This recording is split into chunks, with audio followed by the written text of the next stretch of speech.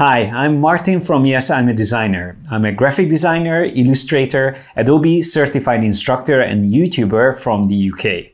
I'm excited to be one of the judges for the 2022 MSI Creator Awards for the graphic design category. The themes of this year's competition are festivities of happiness, joy, fun, and diversity.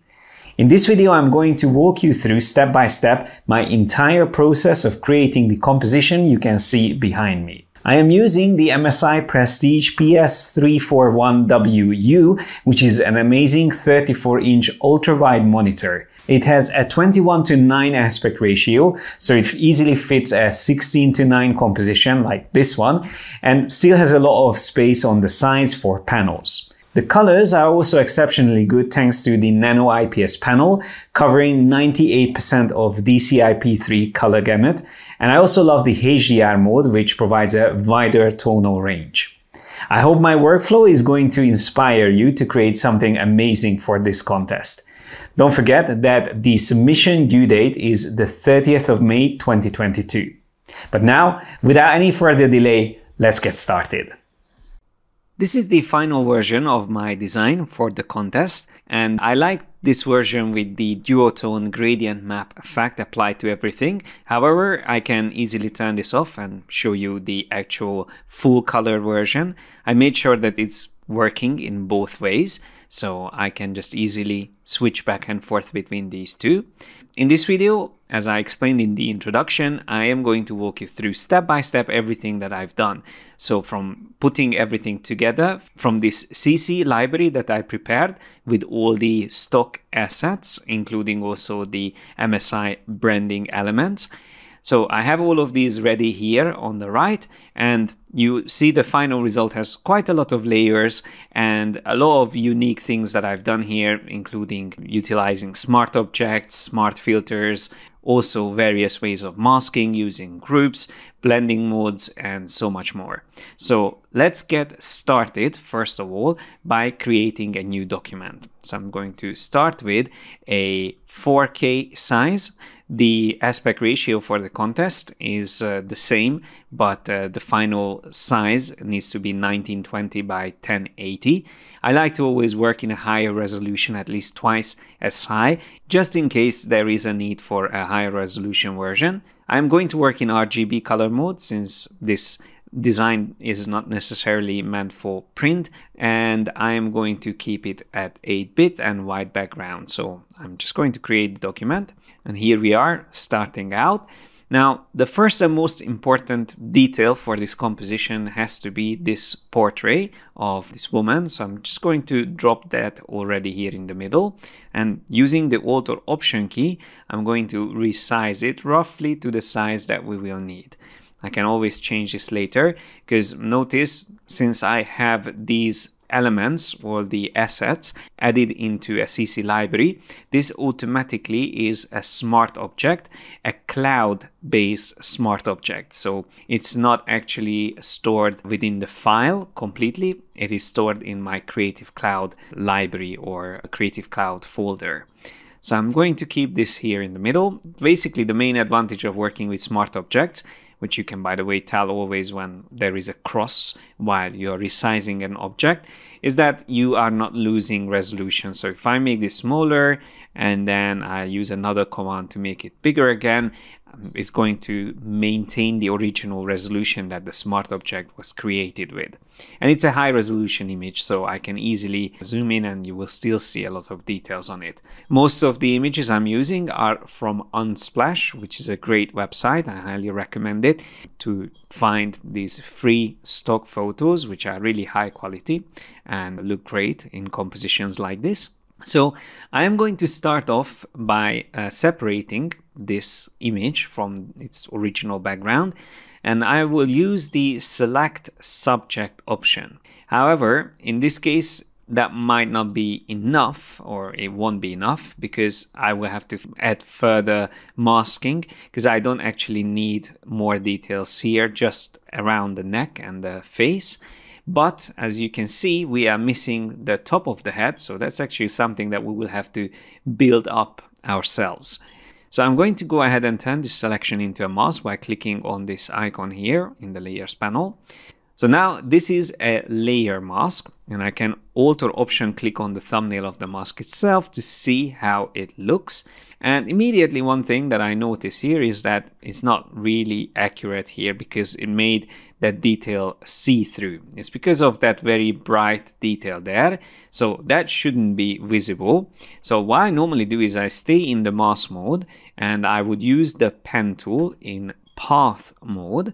And that way I can create a very nice sharp selection along the edge, which is supposed to be a hard edge, not a soft edge in the selection. And then once I have this created, I can press Command or Control Enter to turn this into a selection. And then using Alt or Option Backspace, I can fill in this selection with my foreground color, which is white. And that's going to reveal these details completely.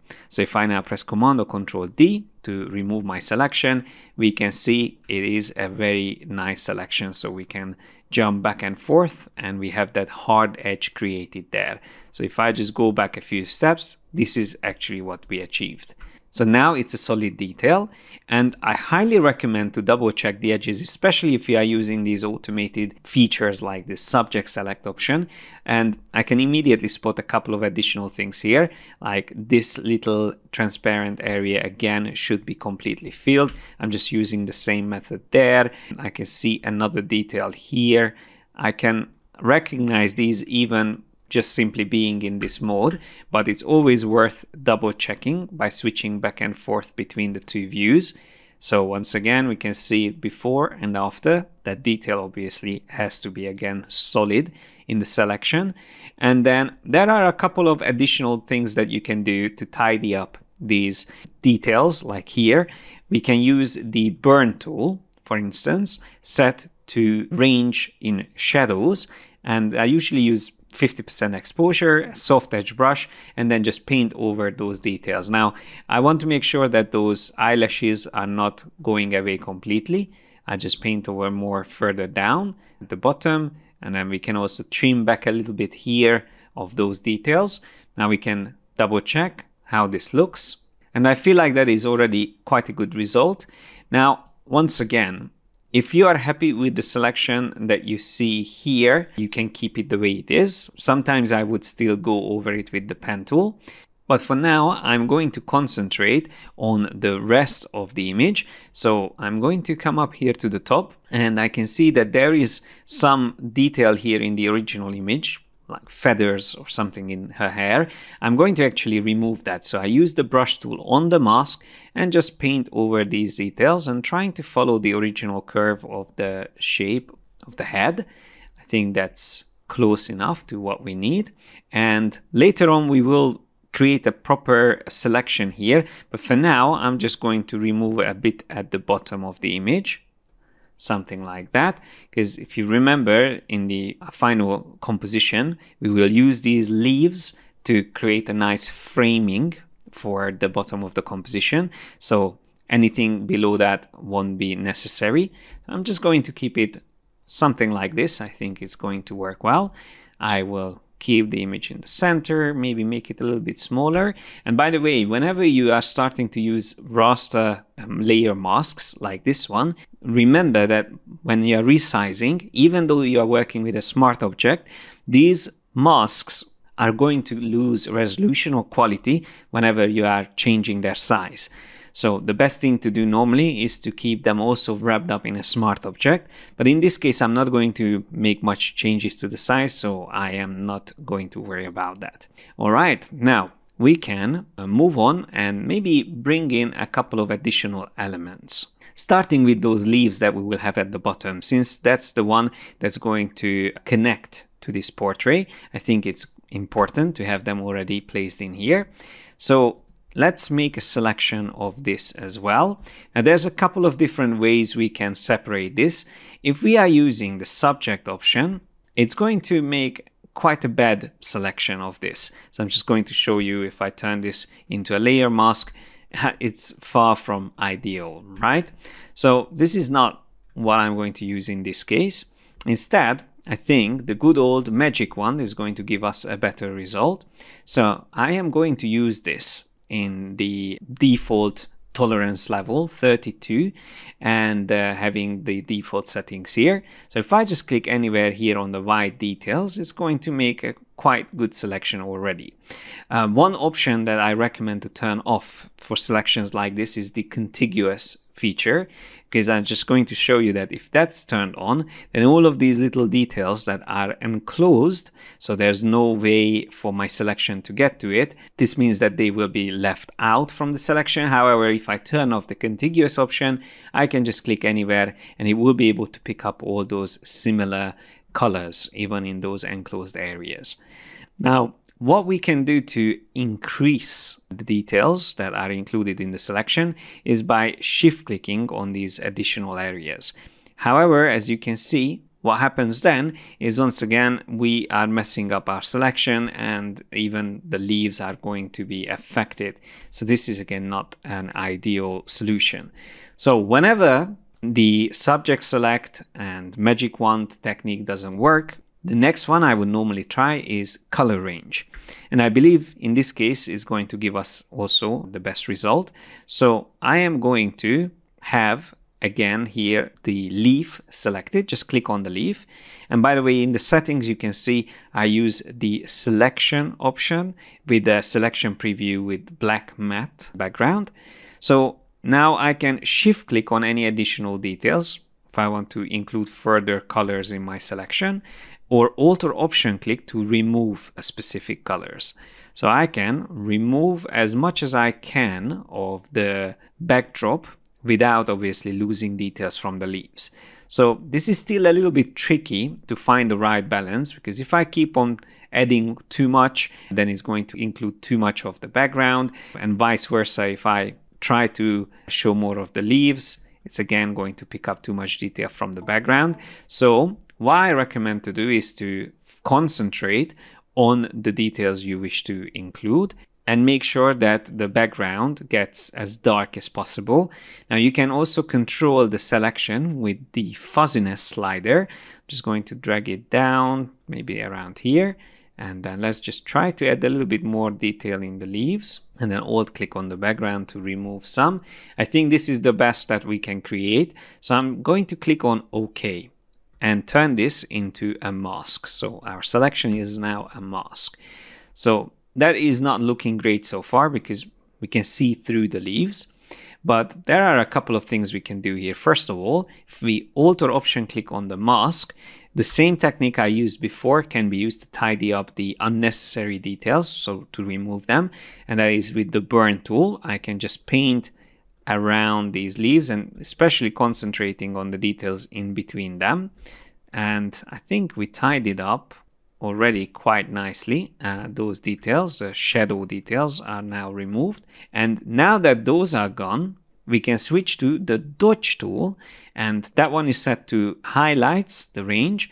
And with this one I can paint over a bit on these until obviously I start seeing some of the shadow details coming back. Then again I go over those, and a couple of rounds of this back and forth with the dodge and the burn tools, you should be able to get a fairly good selection. So I can alter option click on the mask and we can take a look at it. Now if it's still transparent, like in this case, what I normally would do is to duplicate the layer simply. That's Command or Control J. And you can duplicate it a couple of times until you feel like it gets solid enough. And usually at this point, it's also a good way to check whether you got a good result or not. And one other thing I recommend to do in these cases is to go into the mask on the top and just do the refinement that you want. In this case, I'm going to use the burn tool and just paint over this part here, and then another part where I can still see the shadows. There is another part there, or we can even use the brush tool and just paint over those details. However, because we have so many copies, you will have to duplicate your mask, Alt or Option click and drag it onto the other instances to make sure that all 4 of them are affected. So it is obviously not ideal to have 4 instances of the same layer. So that is why I'm going to select all of these together and merge them into a new smart object. So choose convert to smart object. So now that's a single layer. And if I see still any details that should be hidden, like here on the top, I can add an additional layer mask on this new smart object and just paint over those details. Now, since this detail is going to be on empty background, I feel like the selection is already good enough. However, if it was overlapping more details, I probably would spend a little bit more time refining it before I get to this point. I'm just going to maybe get rid of that detail there because it was just floating. Maybe this detail here can be simplified a bit as well. You don't have to stick to exactly the original details on these leaves. That's another thing that you can do to save yourself some time when you're creating these selections. And I think that's going to work quite nicely already. I'm going to turn this around. So using the free transform tool, I'm going to move it here on the right side. I am going to duplicate this by Alt or Option click and drag it to the left. And then let's use the transform flip horizontal option. So we have this nice symmetrical layout. And I want these leaves a little bit higher. So I'm just going to move them up somewhere around here. And I'm going to also change the angle slightly, just have a little bit more rotation on it. And also I want to make sure that they don't look identical. So I'm going to just apply a little bit of transformation on it using the Puppet Warp tool. With this, I'm going to add 1 point here, another point there, another point there, and then maybe 2 more additional points here. So I can just adjust it slightly. That leaf I bring down. Maybe these leaves can go up a bit.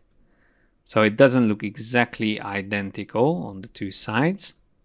It's just a quick and simple technique. Yeah, I think that looks good enough already. So just a bit of variation between the left and the right sides. And I think we are good. Now we can jump back to the mask of the image behind it. And just using the brush tool, I'm just going to quickly paint over the bottom using black color. And following the leaves, I create the mask there. That looks good. However, I'm going to actually move these leaves a little bit higher. And I want to just maybe move them to the right. This one can come down. I want to actually use a little mask on these leaves here to make it look like it's behind the chin. That's also just adds a little bit more depth into the composition. So I'm trying to follow the chin closely. Yeah, I think that's going to work. But now we have to just quickly update our mask here at the bottom. And by the way, for this, if you want to be more accurate, you can again use the pen tool. With that one, it's just a little bit easier to follow along the shape of these leaves. So there it is. And then Alt or Option backspace, fill in with the foreground color, which is currently black, is going to hide those details in the mask. So that is looking good, but of course we have to fix a couple of things, like the shoulder needs to be extended a bit. We need a little bit more detail here for the hair, and of course on the top of the head as well. So there's missing details. That's an issue with these close-up shots. Whenever you don't have a person fully in the frame, it can take a while to extend an image, and sometimes you won't be able to make it look good. But in this case, we are quite lucky because the hair you can't really see much detail there, so we can easily just paint in here for now as a rough estimate, get something in place that looks better than just a flat line. So I'm just going to paint in. I'm trying to keep the edge organic, so it's not completely straight. Make it feel like there is hair, and then I can just delete whatever is not necessary, like those details. I think that already looks better. Now on the right side, I'm going to again use another empty layer. I'm just going to estimate where the shoulder would go. With the pen tool, I just draw a shape here quickly. something like that. I'm happy with that. And then I'm going to use the clone stamp tool and sample from all layers. However, at this point, I'm going to turn off the layer with the leaves. So I can work on this empty layer with the sample set to all layers, but I can get the sampling from the layer above. So we will be able to get the skin tone here, and I will try to get as close as possible. Of course, with a soft edge brush, it's going to be easier. And I'm not worried about the edge because that's something that we will have to fix as a second step. So we just fill it in first to have some skin detail there. And I can just use the eraser tool to get a better connection here. And maybe even the mask on the original image, we can tidy up. So once again, we get a nice smooth curve for the shoulder. So that looks good. But now we also need another additional layer on top, where I will use the spot healing brush tool set to sample all layers, and I can just paint over the edges here. Now, it's not going to be perfect, but it's going to give us a better transition between the two layers. However, at this point, normally I would switch to the healing brush tool, again, sample set to all layers, and also set to aligned. I can Alt or Option click on a specific area and use that detail to paint over the edges. So I think that's getting closer to what we need. And now I'm going to switch to the object selection tool and just click on the details here. So it's going to be able to make a selection quickly, even though everything is on separate layers. But the good thing about this is that I can again use the clone stamp tool. And now I'm just going to copy details from here on the edge. So edge details, but I will also use the clone source panel, with which I will be able to rotate the sampling area a bit. So I want to rotate it towards the right, maybe even more, something like that. So that way we have the right angle here, and I can just paint over along the edge. Yeah, that looks good. Then we can do a little bit more rotation as we go further down. Again, just creating that highlight, more rotation. You can maybe even reduce the visibility of the clone that we are using. Something like that, going down at the bottom.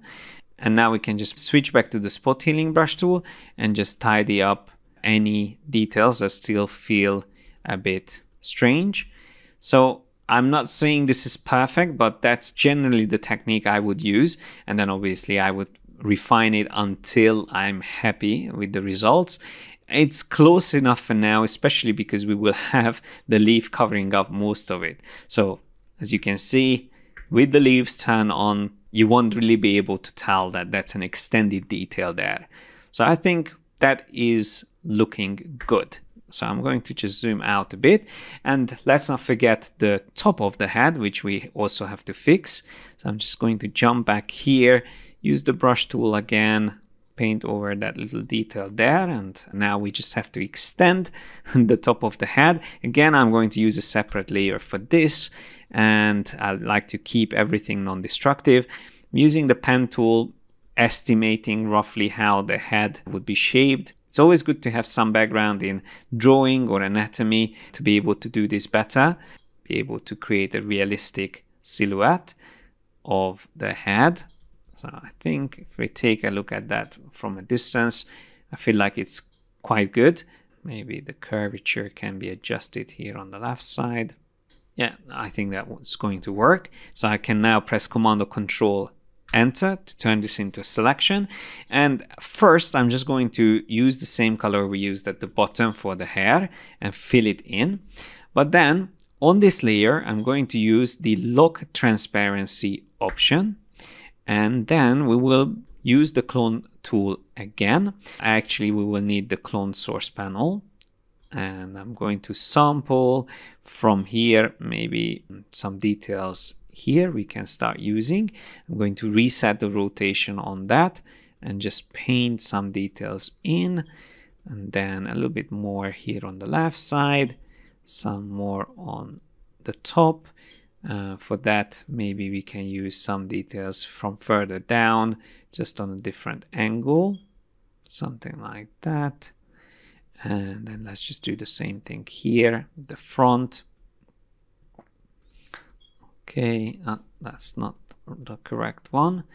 Yeah, something like that. And once again, most of this detail will be gone or be hidden away, so we won't be able to see it properly in the end. So I'm not too worried about it. I just want some texture in there for the hair. Okay, and now we can turn off the lock transparency option, switch to the spot healing brush, and I'm going to paint over these details again on a layer above the two layers, the image and the extension layer, just to connect these details a little bit together. I think that's hiding the details quite well. I don't want to ruin more of the detail, but yeah, once again, as you can see, if I turn off these two layers, it was a quick extension and it doesn't look too bad. The only thing that can look strange is that it's so neat compared to the rest of the hair details. So what you can also do is now use once again another layer, and then just using the brush tool, add some little details. So make it look like a little bit more varied.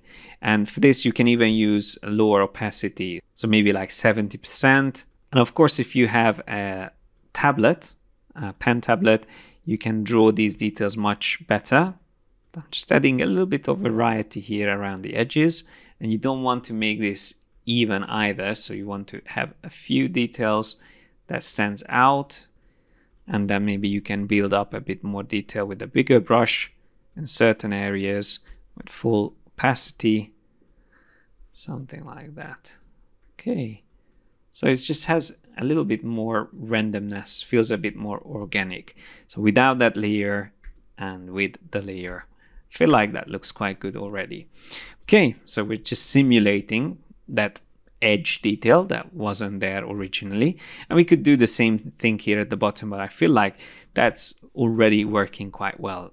So I'm going to now move on to add a few more elements. One of the things that we will need is these leaves. So I'm going to double click on this asset because it's already been masked out. We just have to separate these layers. So I'm going to start with this leaf on the right. So I'm using the lasso tool and just going to make a quick selection of this. Copy this with Command-Control-C and then Command-Control-V, paste it in here into our main composition, and then I will turn this layer into a smart object. That's right click, convert to smart object. I will use the free transform tool, resize it, and this leaf is going to be here behind her head. So I will just place it somewhere around there for now. Okay, I want to eventually make it look like it's obviously been placed into her hair, or these leaves are like a little decoration on her head. But for now, I'm happy with the way this looks. And one thing that I forgot to do is to combine all of the details for her portrait. Currently, these are just floating around here, but I'm going to group them together. That's Command or Control G, and I will call it main portrait. There it is. I can turn it on and off, and we can maybe also group these two leaves together and just call them bottom leaves. All right, so that looks better now, a little bit more organized. So we can work with this image easily. I think it looks fine the way it is. So we can bring in the other two leaves. I'm going to make the other selection like that, copy and paste. Again, turn it into a smart object and then resize it. So that's always the right order to do things. So let's just move this here on the left side, and then I will flip it around using the same flip horizontal option that we used before. And this leaf actually will need to be in front of the portrait. So I want this to look like it's actually coming from between her hair. So that's something that we will have to refine or add as a detail later on. But for now, I just want it roughly placed in here, so we can always work on the smaller details later. I feel like this is looking good. Maybe that can be rotated slightly. Okay, and I can also see that we are running out of space, so I'm going to make everything smaller. And this is why it's so important to work with smart objects, because you want to have a non-destructive workflow once again. But now we can just bring in the other leaf. I'm going to use again the lasso tool, make that quick selection around that leaf, and then copy, close this and paste, turn this into a smart object, and this one is going behind her head, so I will just place it in the right order or right placement within the composition, and this is going somewhere around here. Again, I'm still running out of space, so I select all of these layers again and make them smaller and keep the whole composition in the center of the canvas, yeah, somewhere around there. Okay, now around the same area we would also need this peacock feather, which is another decoration that I would like to use. Very nice image, but a very difficult selection again. Let me show you another technique that you can use. If you double click on a layer, there is this feature called blend if, and if you start dragging this layer white arrow, you can see how it can be removed or moved down, and then the details from the background are being hidden away. So anything that is bright is going to disappear from the image. So this is also a quite useful way to get rid of some details, but notice that we are also losing some details here, which obviously we will need later on. So if we want to use it like this is actually something that's not set up as a mask, but it can easily be turned into a mask by, first of all, duplicating this layer twice, and then two of these layers you merge together by using Command or Control E. That way you are completely removing the original details that was originally the background, and now you can Command or Control click on the thumbnail of the layer, which will make a selection, and you can use this selection as a mask. So if I move this layer back below the other one, I do the same technique, Command or Control click on the thumbnail, and now selecting the smart object layer, I can click on the mask icon, and this way I now turn this into an actual layer mask. And this is great because we can very easily use the brush tool and just fix any issues that we have here. These little specks that I can see floating around, I can remove. That's obviously something that was left there from the original background and we don't need. I think that's already looking good. I alt click on the image. I can also see that these details probably can be fully opaque, so I'm just painting over them with white. This doesn't have to be see-through. I think that looks better. And then the most important detail is here at the bottom. This needs to be visible, so I'm going to paint over it with white. And let's just see, it's looking good. However, it's not really visible what we are doing on a white background. If I move it here onto another image, it's going to look better.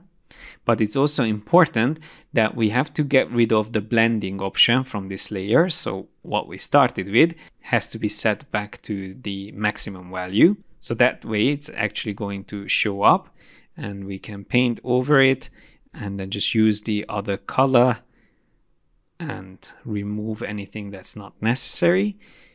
And then we can just go up here, use the Shift key, and then quickly paint in along a line details. Shift key again, going up.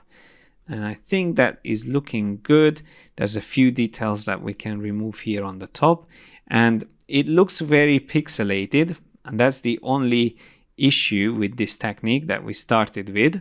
And also you might notice that there are some details of the original background still visible. But what we can do is to create an additional layer and use a clipping mask between this and the layer underneath it.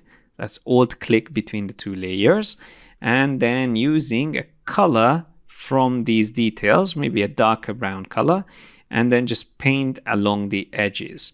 So this can be tedious and it can take a lot of time to go through it. But as you can see, it's a good way of refining these details. You don't want to overdo it, of course, because it can look fake. But I'm not going to spend too much time on this because it's going to be a smaller detail. I'm just going to turn these two layers into a smart object, and then we can place it in the right alignment or place. So it's going to be somewhere around here. I want to keep that detail hidden. Yeah, maybe something like that. And then we can use a layer mask to hide this bottom section. Again, make it look like it's actually tied into her hair or coming out from her hair. Yeah, something like that. That looks good. And now we can duplicate this and just use the same thing again. Maybe let's flip it around just to make it slightly different. Flip horizontal, place it all the way at the bottom or maybe above that leaf there in the background. And then let's just make it smaller since it has to look like it's behind these details. And if you want, you can also use a puppet warp and just to make it slightly different, something like that. Let's add 3 points and then I can drag it out a bit that way. Puppet warp is great for making things look slightly different so it doesn't look so repetitive. I'm happy with this. Maybe with this other layer mask we can also remove a few additional details like these. I don't think it's necessary here. Make it look more blended into the hair. I think that looks better. Okay, I'm happy with this. So now we have these decorations. We are actually doing a really good progress. Now let's drop in the MSI logo. That needs to go on top of everything else. I'm going to keep that here. That's a nice way to lock everything together. And I think it's already in the right size, so I'm happy with that. Now we want to add something in the background. I like this image of this exploding colors. So I'm going to drop that all the way in the back and I'm going to resize it. I think something like that angle is going to work quite nicely. Probably down here. Maybe we can make it slightly bigger. Yeah, something like that. And then I'm using the mask and I will actually just paint over this bottom section here quickly. We can always refine it later, but I think that works better. So I don't want to mess up that nice edge that we created there at the bottom. That is looking good. And then now we can bring in 2 additional elements, maybe just one other one before we go any further.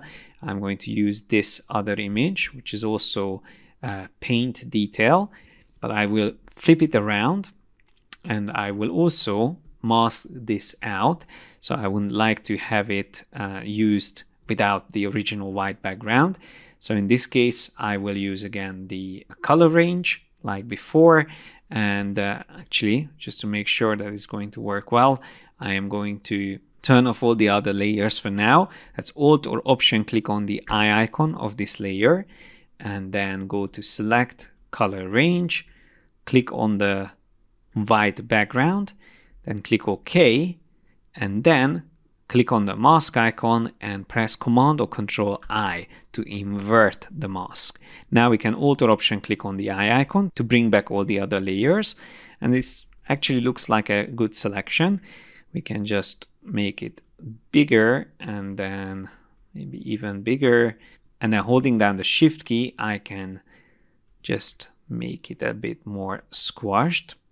Essentially, I want to create a plane with this, like a ground on which I will be able to put other details. I think that looks quite good already. We can always refine this later, but I quite like how that creates the ground for the composition. Maybe just drag it down a bit further like that. Okay, so now we can bring in 2 additional images. I have this image of this motorbike with these interesting costumes, and it's a fun little image. I am going to use the select subject feature on this. Let's see how well it does. It actually did quite a good job. I'm going to turn this into a mask, and let's just flip this around again using the flip horizontal option. And since it's already a smart object, I can make this smaller and place it in the right placement. So I want them to be there, maybe in front of those leaves. It's a nice way to integrate. So some leaves are coming in front of them, some leaves are behind them. That will hold the composition together nicely. Now, there's a lot of things here in the selection that needs to be fixed. I'm just going to show quickly how I would do this. I would use the pen tool, zoom close, and then paint over quickly the details that we have here, and then turn it into a selection with Command or Control Enter, and then paint over this or fill it in with the black in this case, so hide those details. Same thing we could do all around here. You can also just use the brush tool in some areas, like here, hold down the Shift key, any straight edges and then curved edges we can use just simply drawing over those details. So there's a lot of refinements that it would require, lots of little details, like even here I can just use the Shift key, paint over the edges very quickly since it's completely straight, and then paint there. This is actually showing some details from the background, that's why it looks purple, and then these details should actually be visible here, and then again these details can be removed. But there is no point in doing this unless you are 100% happy with the composition. So I would always recommend to spend time on these subtle, small refinements at the very end. So don't forget that you need to fix them, but don't waste time on them while you are still thinking about the composition. So that's important because you can really waste a lot of time with these things. Unless you are sure that you are going to use an image at a certain size, this is actually something you should keep at the very end of your project or the workflow. So I'm going to do the other image quickly. Let's just drop this guy here. He's going to be on the left side. I will resize the image, trying to make it work with the other image on the right. So I'm using roughly around the same size. You can use always the heads as a reference point. And I want to make it look like he's standing on the same ground as this bike is going. It doesn't have to be exactly aligned, but it should be close enough to each other. I think that looks good. We may need to move him a bit further to the right, something like that. Again, let's use the subject select feature. It actually did quite a good job. Maybe we just need to extend the details on the head. I'm going to use the object selection tool, and I will just hold down Shift key and paint over the details that I wanted to include. And I think this looks good. Maybe just this additional detail that we need here. And now if I turn this into a selection, we can see that it actually looks quite good. Now, if you feel like the shape of this cloth is not ideal, don't be afraid to paint over it. So I would normally use the pen tool again, and then design whatever shape I prefer. So I'm just going to add a little bit of randomness in here, and then simply remove this by using the same shortcuts that we used before. So it tidies up the selection, but also just makes the edge a little bit more interesting.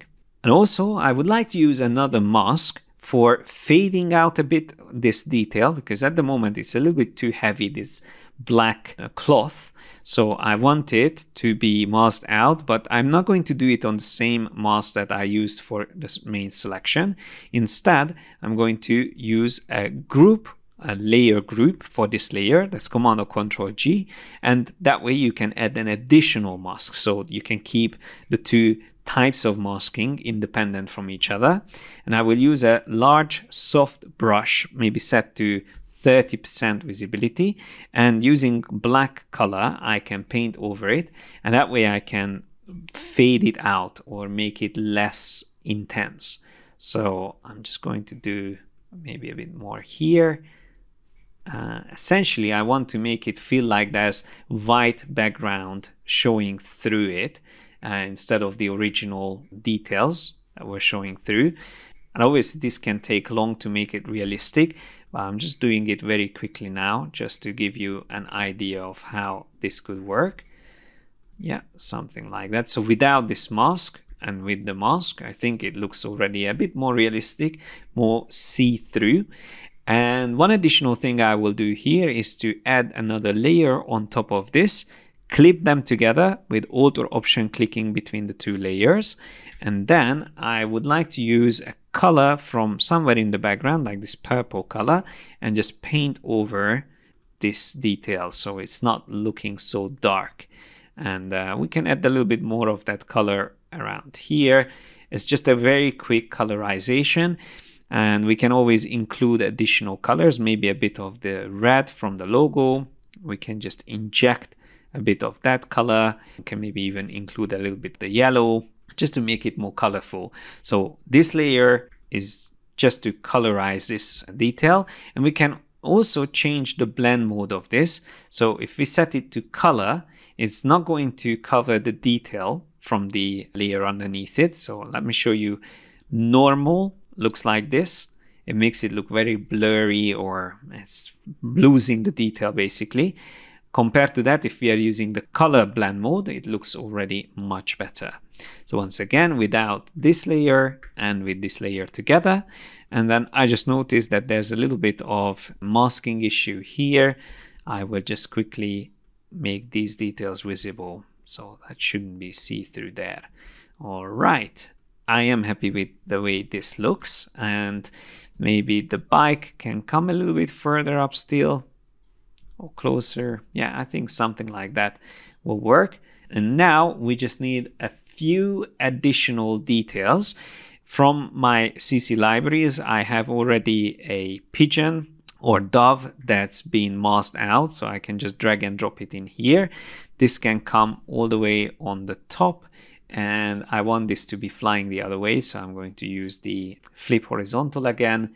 And it's a good way to have some detail here on top of this big area. Again, break it up a bit. I think that's going to work quite nicely. I have another dove that can be flying on the other side. This has to be made as a selection, so I will use the subject select feature and just quickly turn this into a selection. And we can always refine this further if we wanted to, but since it's going to be so small, I'm not too bothered about the details between the feathers. So I'm just going to flip it around again horizontally like so, and maybe rotate it slightly. I think that looks good. I'm trying to make them roughly the same size as well. Now we can drop in the balloons. So I have this image of a couple of balloons, out of which I want to use this one on the right.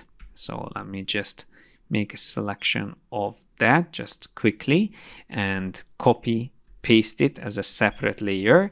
And this layer I can use the subject select feature, turn it into a mask. So this is one of them, and then the other one I am going to use this balloon, and again Command or Control J to put it on a new layer, and then I can use the select subject and turn that into a mask. Okay, so this is not perfect here. I'm just going to use the brush tool very quickly and paint over along the edges of this selection like so. The other side as well, and just here underneath as well quickly. Not going to be working too much on this either. I'm just going to place it here on the right side. Now, in terms of perspective, it feels like that this balloon is higher up than the other one. They're not really aligned in perspective, so normally that's something that I would pay more attention to. But just for the sake of creating this composition, I'm not going to spend too much time on this either. I will just maybe flip this around so it's lit from the right side. It's important to pay attention to where the light source is. So we can see that the portrait gets the light mainly from the right side. And that works with the other two images, but we have to make sure this balloon looks the same way. The dove as well is lit from the right. And that dove also gets the light from the right, and this balloon is already good the way it is. So we have generally the light coming from the right side. Just move those balloons to the right, and then maybe we can just add a lantern as well, this flying lantern. Again, I'm going to use the subject select option, turn it into a mask, and that was a quick one. We can just refine the mask itself, some details that we don't need we can hide, and let's just drop this up somewhere around here. Maybe we can angle it that way, and yeah, I feel like that is looking good. Now, last few refinements before we add our gradient map. Remember I said that I want to make this look like there is a detail here to tie this into her hair. So I'm going to find that layer, there it is, and I'm going to use the pen tool to draw quickly the detail that is missing. So let's just say it's gonna look like something like this. Yeah, I feel like that's good. This layer can go for now on top of the leaf. And then I'm just using the brush tool, pick a color from the layer and paint over it. And then simply using additional colors with a lower opacity and softer brush, I can paint over the details until it looks blended enough. It's just important to make sure that the transparency of this layer is logged while I'm doing the painting. So I'm not even using the clone stamp in this case. I find it easier to use the brush tool. We get a darker green and then paint over those areas there like that. And then maybe let's get an even darker color here closer to the bottom where we want to make it look like it's going between the hair, so it's really covered up there like this. Okay, that is looking quite realistic. So with a simple shading technique using the brush tool, maybe just connect the two layers a little bit more into each other by removing the transparency lock, we got a fairly good result quickly. So now that is also in place, the final thing that we can add is the gradient map, which I'm going to put all the way on the top. The only things that I don't want to be affected are the branding elements. We actually need the competitions logo as well, which I'm just going to drop there on the left side. And that needs to go all the way on the top together with the MSI logo. I will even create a new group for them. Just keep them separate like this. By the way, we haven't organized the additional layers, so I'm not going to spend more time on that, but obviously I would keep smaller elements, including the lantern as well, in another group. So smaller details. That way it's going to be easier to work with them in the future. But for now, I'm just going to keep everything like this and add the gradient map on top of the design. I already have the gradient created, which I would like to use for this, but not in this direction. I'm going to reverse it. So these are the colors, but I will reduce the opacity down to 80%. So we still see a little bit of the original colors, but it's a nice duotone effect. The only issue that I have currently is that the main portrait in the middle is a little bit too dark. So I am going to select that layer that should be in the main portrait. And because it's a smart object, we will be able to use a smart filter when we are using the camera raw filter. Once I select that, I can pump up the shadows and maybe even the exposure a bit. So let's see before and after. Looking much better already. Let's click OK. And also with the gradient map, it looks so much better. So we have much more visibility and detail on the main image. So once again, without it and with it, and with the gradient map and without the gradient map. The only issue that we have here now is that the hair details are not going to work well, because remember, we use that camera raw filter only on this image and not on the other images together.